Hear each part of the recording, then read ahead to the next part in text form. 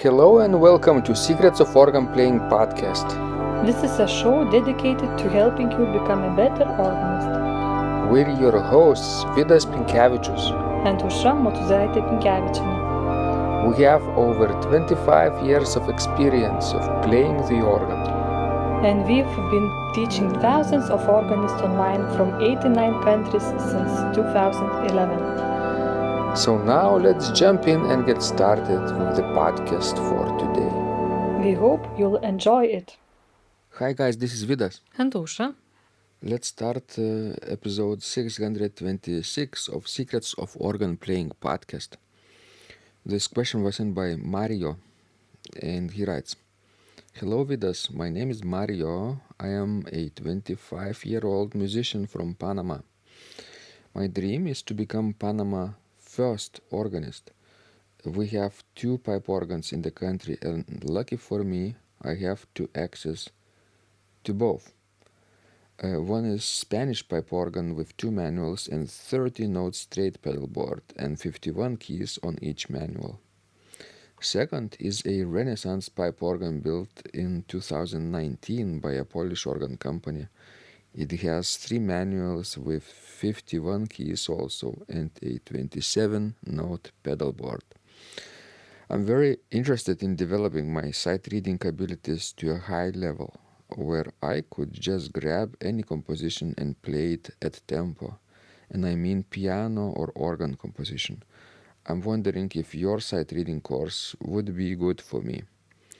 I'm comfortable sight reading hymns, but I don't have knowledge on pipe organ repertoire, only Bach. I practice on a digital piano, a Yamaha P155.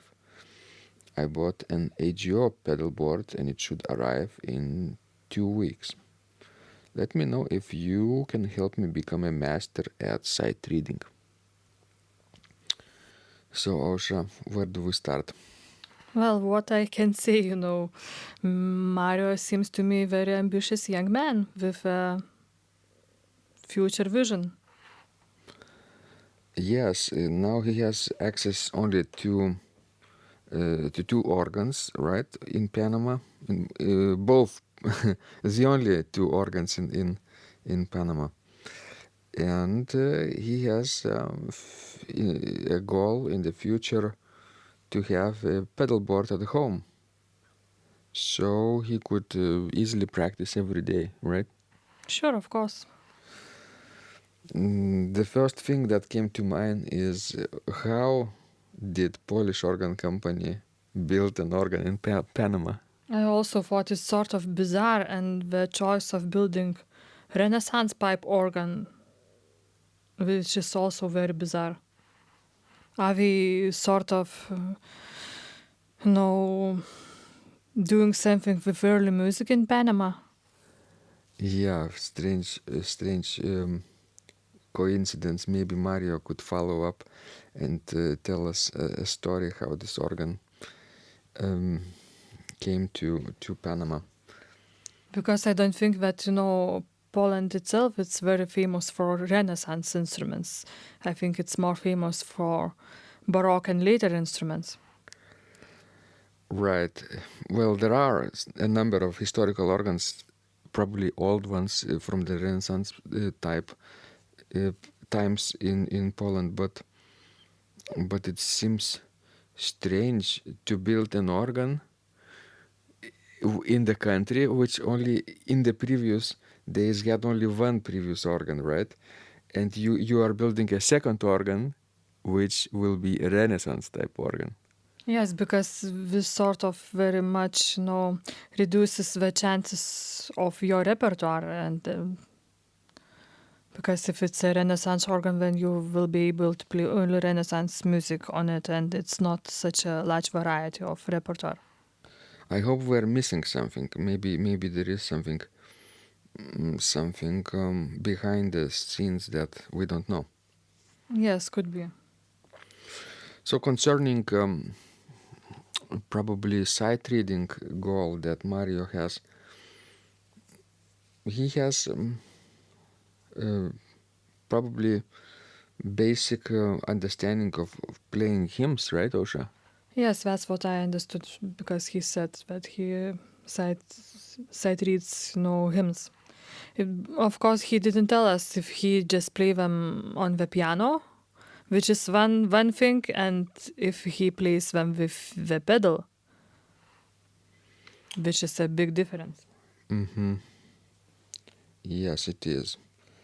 But obviously, if he took my sight reading master course on the organ, then obviously he will start with one single voice, like any other student, and progress through other voices. And then within the number of weeks, he will start playing 2 voice combinations. Later, add 3 voices, and finally, sight read all 4 voices together. Does this plan sound like something Mario could do? Yes, obviously he could do it. Of course, I don't know if he would be, sort of fluent in sight reading any music at any tempo after that. But I don't think very many people could do that in general. This course is not a substitute for regular organ repertoire. You have to um, mix both things together. You have to simultaneously play repertoire and at the same time uh, this course, let's say. And then you will progress through sight reading that repertoire which you are playing much faster. This makes sense? Yes, it makes sense, of course. So that's my main suggestion. Obviously, you need pedal board, and it's best to have it at home. So maybe in 2 weeks, or maybe by the time that Mario hears this podcast episode, maybe he will already has acquired a pedal board at his home. Possible? Yes, that's possible, of course. Do you think? I would think that the piano, digital piano like Yamaha, would have MIDI outlet, right? I'm not good with technologies, but yes, I think it should have one. This particular model, I'm not sure, but in general, digital pianos should have MIDI in and MIDI out. So if it does, then he could connect Hauptwerk. Yes, that's a possibility. Hauptwerk is a virtual pipe organ software where you